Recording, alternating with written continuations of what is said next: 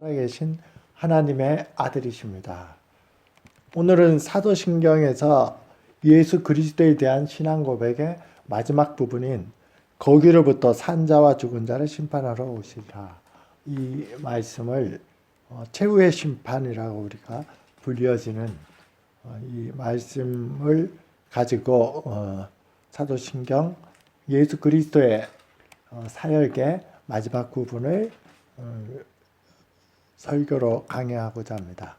이 전체 의미는 우리가 잘 알고 있는데 하이델베르크 요리운다에서 아주 잘 요약을 했습니다. 그 내용을 한번 보겠습니다.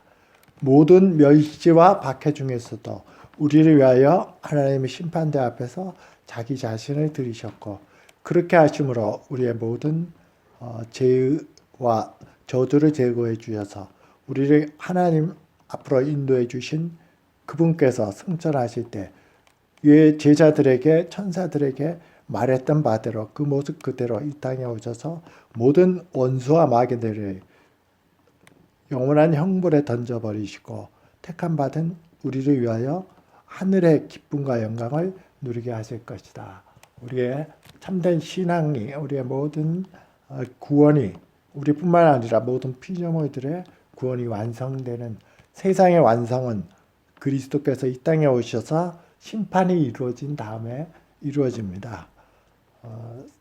여기서 천사들이 말했던 승천했던 모습 그대로 사도행전 1장 11절에 나온 것처럼 갈릴리 사람들 어찌하여 서서 하늘을 쳐다보느냐 너희 가운데서 하늘로 올려지신 이 예수는 하늘로 가심을 본 그대로 오시리라 말씀하셨습니다. 예수님이 오실 때는 예수님이 태어나실 때는 팔레스타인 땅에서 아무도 예수님을 알아보지 못하는 가운데 태어났지만은 그러나 예수님이 오실 때는 하늘로 오심 가심 그대로 보는 모든 사람이 그 영광을 보게 될 것입니다. 성경에서는 모든 사람이 볼 것이고 십자가에서 그를 찌른 사람들 창으로 찌른 사람도 보리라는 영광 중에 화려하게 나타나는 그리스도께서 처음 오신 것과는 비교가 되는 그리스도의 재림은 영광 중에 그대로 육체로 그리고 모든 천사들과 만군 천사들의 호의와 하나님의 나팔 소리 가운데 우리에게 임하실 것입니다. 심판이 언제 임하고 또 어떻게 임하는지는 이것은 결국은 창세전에 하나님이 가지고 있던 영원한 계획, 영원한 작정이고 우리에게 주신 약속이기 때문에 하나님의 약속은 하나님이 변할 수 없는 것처럼 변하지 않는 것처럼 그때와 또 시기는 알 수 없지만 그것이 하나님의 정하신 때가 되면 역사 속에서 반드시 실현될 것입니다. 이 예언이 다니엘서 7장 13, 14절에서 나오는 내가 또 밤 한상 중에 보니 인자 같은 이가 하늘 구름을 타고 와서 옛적부터 항상 계신 그에게 나아가 그 앞에 인대되매 그에게 건세와 영광과 나라를 주고 모든 백성과 나라들과 모든 다른 언어를 말하는 모든 자들이 그를 섬기게 하였으니 그의 건세는 소멸되지 아니하는 영원한 건세요 그의 나라는 멸망하지 아니할 것이니라. 이 말씀이 그대로 응했습니다. 예수님께서 실질적으로 예수님을 인자라고 표현한 것은 그냥 일반적인 인자가 아니라 실제적으로는 다니엘서 7장 13절에 또 밤 한상 중에 보니 인자 같은 이가 하늘 구름을 타고 오니 그래서 결국은 최후의 심판 때 결국 마지막 심판 때 오는 두 번째 예수님의 재림이었지만 예수님은 이 땅에 계실 때 다니엘서 7장 13절에 본인에게 적용시켜서 인자라고 말씀을 하셨습니다. 하나님은 전능하시고 하나님은 공의로우시기 때문에 심판을 행하실 뿐만 아니라 우리에게 주어진 이 약속을 그대로 응하게 하실 것입니다. 일반적으로 모든 사람들에게도 이러한 심판에 대한 의식이 잔존해 있습니다. 그것은 이 세상에서 악한 자가 잘 되고 죽을 때도 편안히 죽지만은 착하게 살려고 하는 사람들이 아주 계속 고생을 하고 죽을 때도 비참하게 죽는 경우가 많이 있습니다. 만약에 그것이 다 끝이라면은 그냥 그렇게 죽고 나면은 아무것도 없다면은 아마 모든 사람들이 그러면 어떻게 살아도 상관없으니까 맘대로 악을 행하고 맘대로 자기 맘대로 어떤 일을 행하는 것이 맘대로 했을 것이지만 사람들의 의식 속에는 그래 그렇게 죽었지만은 그 악한 일을 한 거 죽은 다음에 분명히 심판을 받을 거야 하는 의식이 있습니다. 선한 사람이 고생하다가 또 죽는 것도 비참하게 죽었지만 그렇게 착하게 산 사람이니까 죽어서는 편안하고 뭔가 상을 받을 거야 하는 그런 심판에 대한 의식이 있고 그것이 잠재적으로 있기 때문에 더 악해지는 것을 방지하고 선을 하려고 하는 그러한 어떤 의로운 행위를 하려고 하는 어떤 잠재적인 의식, 양심의 소리가 그 속에 잠재되어 있는 것은 참된 하나님의 이 약속, 하나님의 그리스도의 재림에 대한 참된 진리가 그들 속에도 복음을 몰라도 참된 의식을 몰라도 어느 정도 하나님이 그것을 알게 하신 것입니다. 심판 가운데 이루어지는 것은 첫 번째로 계시록 20장 12절처럼 그 사람이 그가 했던 모든 생각과 행동들이 드러날 것입니다. 20장 12절에 보면 또 내가 보니 죽은 자들이 큰 자나 작은 자나 그 보좌 앞에 서 있는데 책들이 펴 있고 또 다른 책들이 펴졌으니 곧 생명책이라. 죽은 자들이 자기 행위를 따라 책들을 기록한 대로 심판을 받으니. 사람이 죽었다가 깨어난 사람은 여러 가지 경험을 하는데 그 중에 공통적인 것 중에 하나가 다는 아니지만 요즘은 이제 책들보다 요즘은 어떤 그 큰 TV 모니터 같은 그런 큰 화면 시청 앞에 있는 그런 큰 화면과 같은 것을 우리가 많이 연상을 합니다.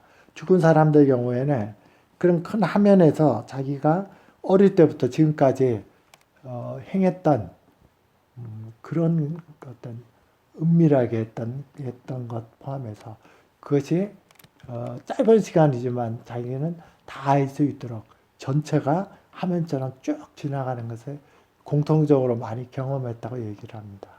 아마 계시록이 요즘에 쓰였다면 요즘 문화에 맞게 생명책이라기보다는 아마 그런 어떤 자기가 했던 것이 영상으로 기록돼서 쫙 펼쳐지는 것으로 기록이 됐을지도 모릅니다. 어쨌든 심판 가운데 모든 사람의 생각과 행동이 드러나게 될 것입니다. 두 번째는 악인과 의인이 분리될 것입니다. 이미 예수님의 비유에서도 많이 나오는 것처럼 의인은 예수님이 양으로 표현해서 오른편에 그리고 죄인은 염소로 표현해서 왼편에 서는 것을 계속적으로 말씀을 하십니다.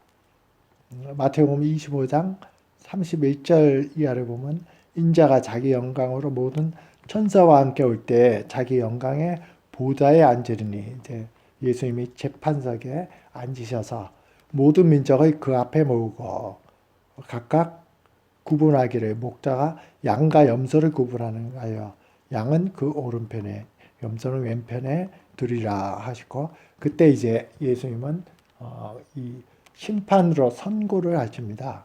34절에서 그때 예수님이 오른편에 있는 자들에게 이르시되 내 아버지께 복받은 자들이 나와 창세로부터 너희에게 위하여 예비된 나라를 받으라 하고 그 왼편에 있는 염소로 분류된 사람들에게는 영원한 형벌에 들어가라 하고 선고를 하실 것입니다. 이것이 바로 최후의 심판에 이루어지는 성경에서 말하는 내용입니다. 유대인들의 1세기 예수님 당시의 종말로는 그들은 요즘에 그 바울에 대한 세 관점, 톰 라이트에서 나오는 것까지 이미 그것은 그 이전에도 기독교 역사 가운데 있었던 종말론, 1세기 유대인들이 가졌던 일반적인 종말론은 그들이 바벨론으로부터 포로로 귀환을 했지만은 그건 이미 오래전에 400여 년 전에 또 넘게 기록을 했지만은 이미 그 이후에도 알렉산더 대왕의 지배를 받고 그 다음에는 로마의 지배를 받는 그런 시기가 계속됐습니다. 어려움은 어려울 대로 미래를 바라보게 됩니다. 그리고 종말론적으로 지금은 어렵지만은 이사야서나 많은 곳에서 예언했던 그것을 다시 그들이 새롭게 인식하게 돼서 종말에 다윗 왕과 같은 그러한 메시아가 이 땅에 임해서 거기서 약속되었던 모든 나라를 회복시키는 다윗 왕이 모든 것에 평정했던 것처럼 그 이상으로 모든 민족이 이스라엘에게 와서 그리고 하나님을 경외하는 그러한 종말론적인 그런 의식이 이스라엘 역사 전체를 통해서 바로 그 예수님이 오실 때까지의 그 기간, 포로 귀환 이후부터 그 기간에 깊이 있었고 그들은 바벨론으로부터 실제적으로는 포로 귀환을 했지만은 바벨론과 같은 알렉산더 왕국 또는 지금 있는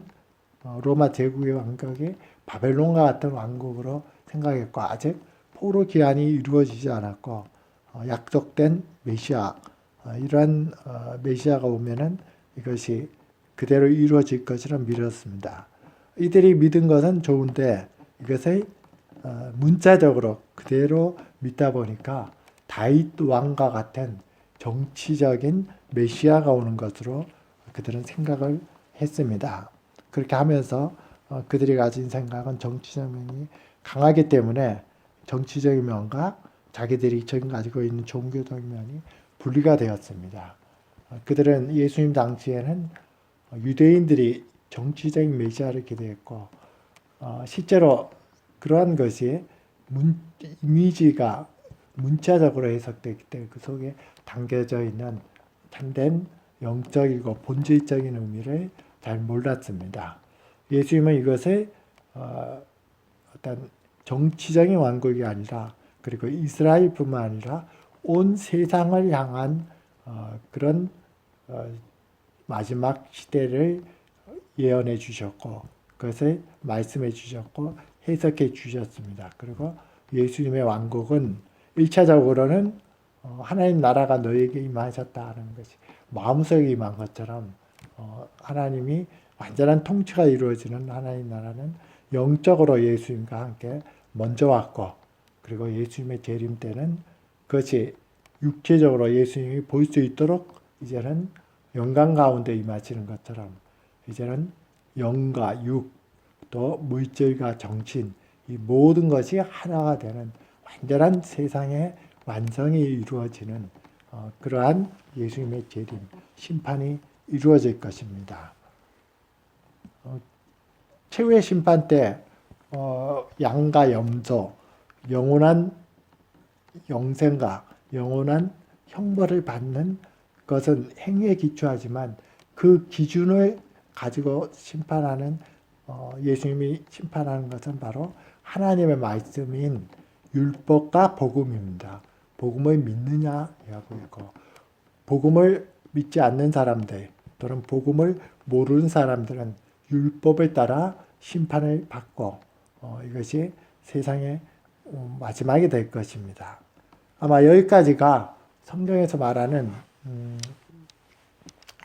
예수님의 재림에 대해서 마지막 심판에 대해서 가장 일반적인 내용입니다.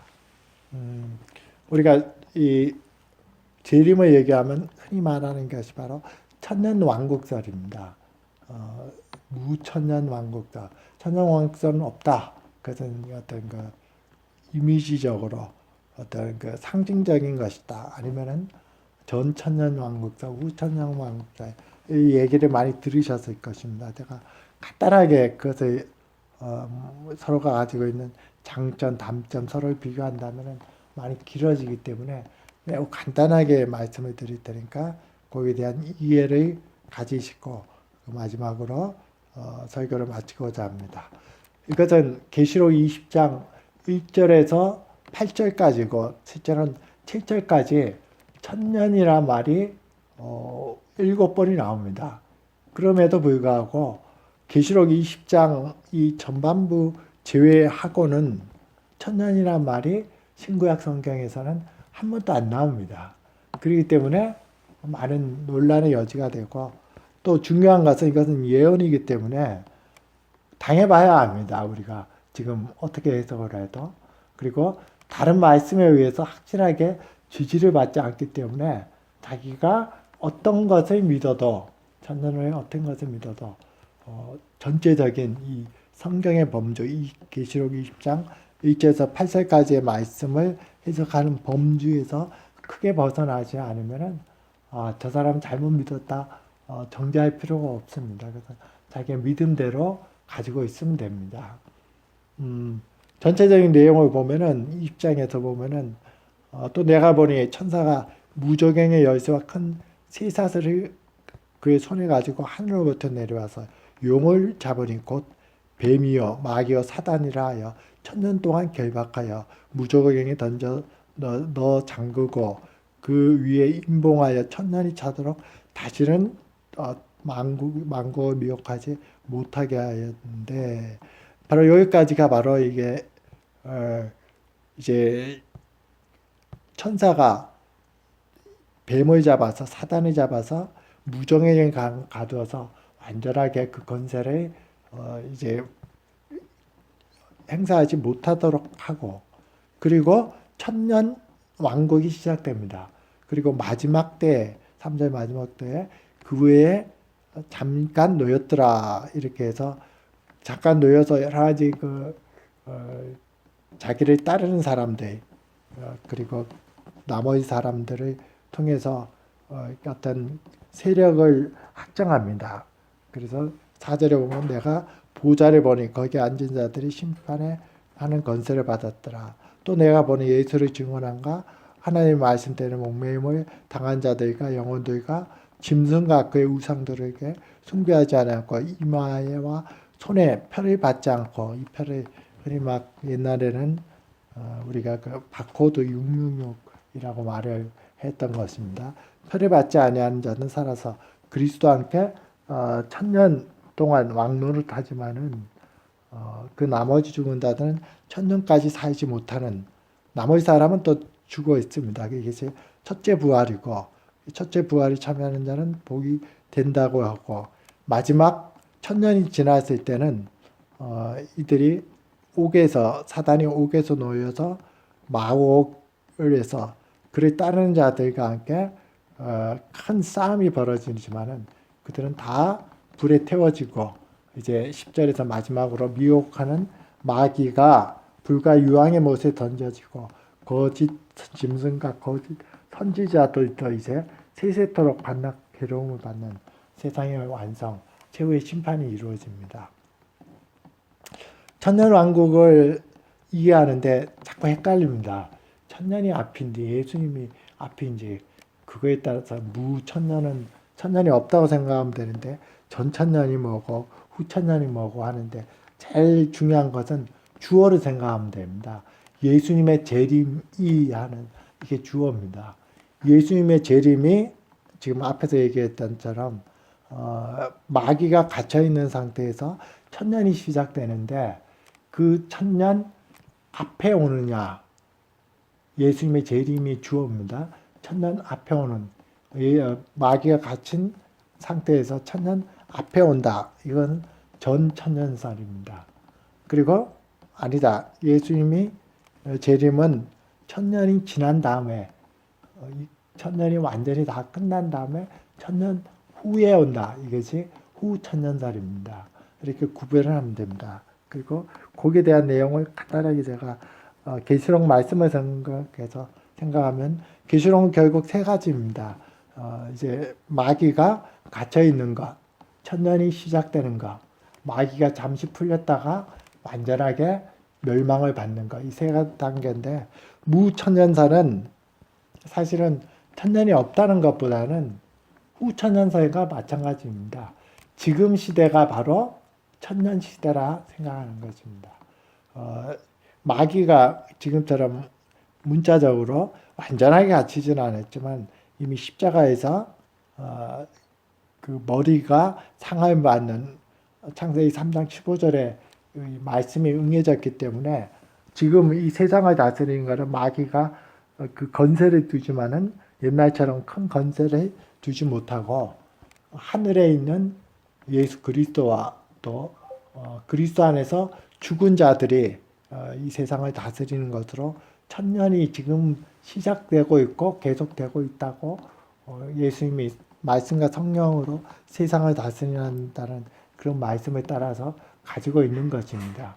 그리고 천년이 지난 다음에 마귀가 이제 큰 건설을 일으키는 거, 이제 예수님의 재림이 두 번이 아니라 그때 최후의 심판 때 예수님은 오늘 성경 말씀에서 봉독했던 데살로니가전서 4장 16, 17절처럼 천사장의 선로와 하나님의 나팔로 하늘을 쫓아 강림하실 때 그리스도 안에서 죽은 자들이 무덤 속에서 일어나서 이제 육체가 끌어올림을 받고 그래서 영혼을 따라서 공중에서 이제 하나로 되는 축복.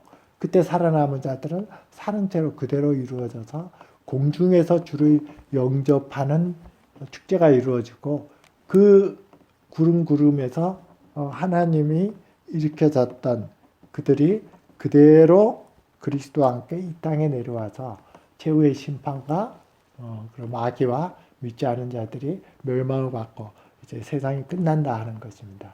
휴거라는 말을 말했습니다.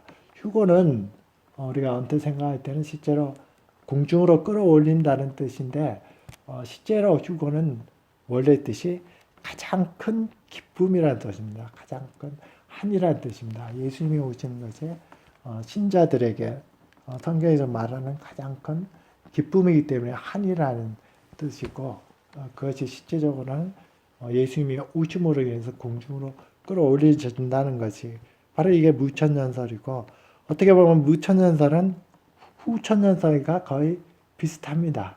후천년설도 이제 미국의 비비 위필드 같은 개혁주의 신학자들이 많이 주장했던 설인데 후천년설은 아까처럼 천년이 예수님의 재림이 주어기 때문에 천년 후에 온다는 것으로 이 땅에서 이 복음이 교회를 통해서 전파가 될 때 실제로 큰 역사가 일어나서 문화가 변하고 많은 사람들이 그리스도로 돌아와서 이 땅이 마치 천년의 그리스도가 통치하는 왕국과 같이 아주 새롭게 되고 이제 하나님을 이렇게 돌아오는 사람이 많은 것 그런 것이 이제 천년 동안 계속된다는 것입니다. 그리고 그 이후에 예수님이 재림하여서 이제 이 세상에 종말이 오는 무천년설과 비슷한데 여러 가지 다른 점은 있습니다. 그것은 무천년설은 현재의 상태를 그대로 인정한다면은 후천년설은 대단히 낙관적입니다. 복음이 전파됨으로 인해서 사회와 문화와 모든 것들이 나라가 변하고 그리고 이 천년 왕국처럼 천국의 왕국처럼 그런 어떤 시대가 도래하고 마지막에 큰 어떤 환란이 있지만은 그것이 이루어진다 하는 것인데 그것이 동의하기 많이 힘든 것은 인류의 역사성을 봤을 때 인간의 죄가 그렇게 복음이 전파됨으로 인해서 큰 변화가 없는데도 그렇게 완전하게 이루어질 수 있느냐 하는 것은 상당히 의문입니다. 미국에 가지고 있는 지금 많이 퇴색했지만은 세계 국가, 세계 평화를 위해서, 세계의 어떤 인권을 위해서 어떤 역할을 하려고 하는 지도자들의 공화당의 많은 지도자들 중에서는 직접적이든 간접적이든 이 후천년설을 믿는 사람들이 많이 있습니다.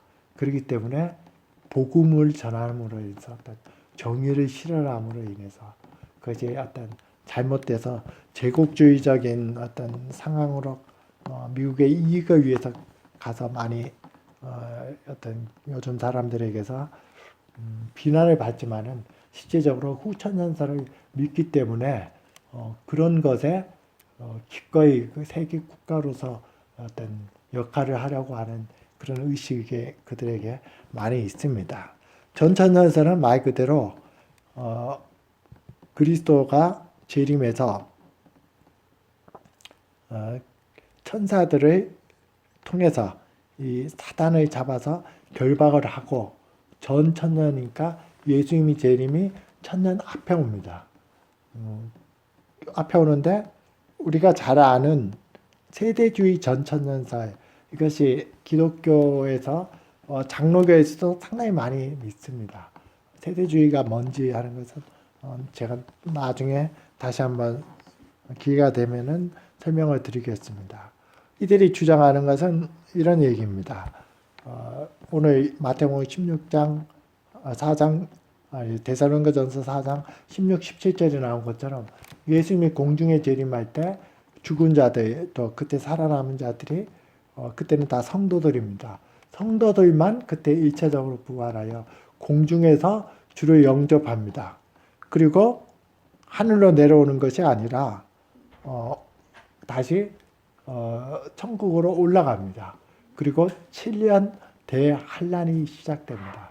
7년 대환란 동안에 믿음을 지킨 자라면 구원을 받고 그때 666 이런 짐승의 표를 받아서 극한 어떤 박해가 이루어지는데 그 7년 대환란이 끝난 다음에 이제 예수님이 다시 이 땅에 오셔서 예수님과 그리고 그 처음에 이제 공중에서 주를 재림 그의 첫 번째 재림했던 사람들이 함께 이 세상에서 1000년 동안 통치를 합니다. 그리고 나서 예수님이 새로 오시는 것이 아니라 그리고 나서 예수님이 이 땅에 통치를 하고 또 예수님과 함께 공중으로 들려도는 사람은 통치를 하는데 좀 전천년 세대주의 전천년설의 어떤 그 내용은 그럼 7년 동안 환난을 받고 믿음을 지킨 사람은 이 천년 왕국에 동참하는 것이 아니라 또 하늘나라에 가서 대기하고 있습니다. 그리고 천년이 지난 다음에 마귀가 놓여서 다시 어떤 큰 세력을 이루었을 때 그때 이제 예수님이 그들을 제압하고 이제 완전한 것이 이루어집니다. 이것이 세대주의 전천연설이고 역사적인 전천연설은 비슷합니다. 예수님이 재림해서 그리고 이 땅에서 그때 살아남은 자들을 일으켜서 그들과 함께 이 땅에서 어떤 그 천년 동안 이 땅을 다스리고 그 이후에 마귀가 놓여서 새 땅이 완성되는데 거기서도 문제가 예수 결혼도 하고 자녀도 낳는데 자녀들이 다 믿지만은 일부는 또 믿지 않아서 나중에 마귀가 이제 마지막 발악을 할 때 거기에 동참하는 세력으로 들어옵니다. 모순이 되는 것은 그리스도가 이 땅에 오셨는데 그리스도가 통치하는 천년은 완전하게 천년이 어떤 천국처럼 이루어지지 않았다가 그리고 나중에 또 어떤 이것이 이루어진다는 것은 나름대로의 모순이 있습니다. 그러나 세 가지 천년설 중에 어떤 것도 완전하게 어떤 이 말씀을 문제점 없이 증명할 수 있는 것은 하나도 없습니다. 그것은 우리가 미래를 알지 못하고 천년에 대한 것이 계시록 20장에만 나오기 때문에 그 중에 어떤 것을 자기가 믿는지는 그것은 큰 중요한 문제가 안 됩니다. 설교를 정리하면서 마치도록 하겠습니다. 신구약 성경의 마지막이 계시록입니다. 물론 계시록은 22장 21절에서 하나 예수 그리스도께 감사하는 것으로 끝나지만은 내용의 마지막은 20절인 이것들을 증언하신 이가 이르시되 내가 진실로 속히 오리라 하거늘 아멘 주 예수여 오시옵소서.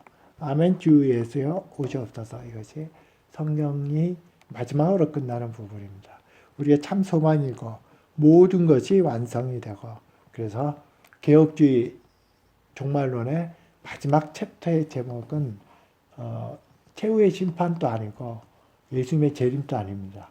세상의 완성입니다. 이 세상의 창조로부터 모든 역사가 완전히 무시되고 예수님이 재림으로 뭔가 새로운 것이 세워지는 것이나 그 모든 것이 완전하게 새롭게 되는 완성이 이루어지는 것입니다.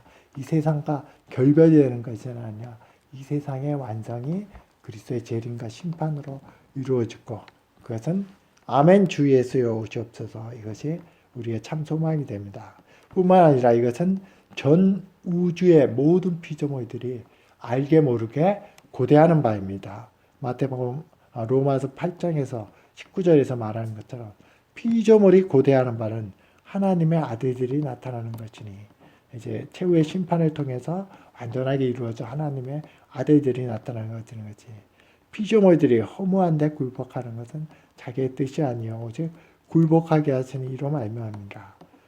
피조물 모두에게 바르는 것이 바로 피조물도 썩어짐의 종로를 탄 데서 예방되어 하나님의 자녀들의 영광에 이르는 것이라. 피조물이 다 이제까지 함께 탄식하며 함께 고통을 겪고 있는 것을 우리가 아느니라. 바로 이 세상의 완성은 피조물부터 이 세상에 완전하게 오랫동안 지속되는 것은 아무것도 없습니다. 행성도 스스로 수명을 다하면은 어떤 큰 행성은 우리가 잘 아는 블랙홀이 되고 작은 행성은 뭐 백색 공생 이런 행성이 됩니다. 어떤 나무도 어떤 피조물도 그것이 무생물이든 또는 어떤 다른 생물이 있는 물체는 다 썩어짐에 탄식하는 데 있습니다. 이런 세상이 새 세상 가운데 우리가 주 예수여 오시옵소서 하고 우리의 구원이 완성될 뿐만 아니라 온 우주가 이제는 그리스도 안에서 하나가 되어 그리스도께로 돌아지고 사실은 거기서 끝나는 것이 아니라 그리스도가 이제 그 나라를 하나님께 바침으로 인해서 그리스도 안에서 이제는 모두가 하나가 되는 온 세상의 어떤 그리스도 안에서 하나가 돼서 하나님께 바쳐짐으로 인해서 이 세상의 완성이 이루어지는 어마어마한 영광이 우리에게 있음을 예수 그리스도의 오심을 바라보는 신앙 가운데 우리가 가질 때 현실의 고통과 문제와 죽음이 우리를 육체를 잠시 갈라놓을지라도 우리는 이 참된 소망 가운데 늘 평안을 가질 수 있고 승리의 확신을 가질 수 있고 우리의 믿음을 견고히 가질 수가 있습니다. 이 믿음으로 늘 승리하는 삶을 사는 우리 주말씀교회 성도님들 모두가 되기를 기원해 드립니다. 기도드리겠습니다. 살아계신 아버지 하나님, 우리 주 예수 그리스도께서 천사장의 소리와 하나님의 나팔로 친히 하늘로 쫓아 강림하실 때 그리스도 안에서 죽은 자들이 먼저 일어났고 그때 살아남은 자도 공중에 끌어올려 새롭게 이제는 영과 육이 완전하게 그리스도와 함께 그리스도와 같이 변화지고 이제는 그리스도와 함께 영원히 사는 그러한 축복된 삶을 살게 하시는 그 이 참 소망을 주심을 감사를 드립니다. 모든 피조물들이 그리스도 안에 하나가 되어 그리스도께서 하나님께 그 나라를 바침으로 우리가 그리스도 안에서 하나님과 하나가 되고 하나님께 연합되고 그 하나님을 영원토록 찬송하고 감사를 드리며 그리고 우리에게 주신 참된 안식일의 의미 우리가 참되게 안식하는 날이 이제 우리에게 다가오는 것이 아멘 주 예수여 어서 옵시어서 이 소망 가운데 있음을 감사를 드립니다. 우리의 승리의 확신을 우리가 더욱 믿음과 생각 가운데 굳건히 갖게 도와주시고 주 예수께서 오시는 지금도 우리와 함께 계시지만 이제는 완전하게 우리를 통치하고 온 세상을 통치하고 사단과 마귀와 또 우리 대적하는 모든 원수들을 멸하시는 이 승리의 기쁨을 늘 우리 마음속에 담고 살므로 우리가 현실에서 좀 어렵고 힘들지만 죽음이 육신을 갈라지고 또 사랑하는 사람들과의 관계를 갈라질지라도 모두가 그리스도 안에서 하나가 되고 연합되는 놀라운 축복된 미래의 소망을 가지고 힘있게 모든 삶에서 평안을 누리고 또한 기쁨을 누리고 승리의 확신 가운데 승리에 더하는 그런 은혜의 삶을 살 수 있도록 하나님은 우리에게 믿음과 소망을 더하여 주시옵소서. 예수 그리스도의 이름으로 기도드렸습니다. 아멘.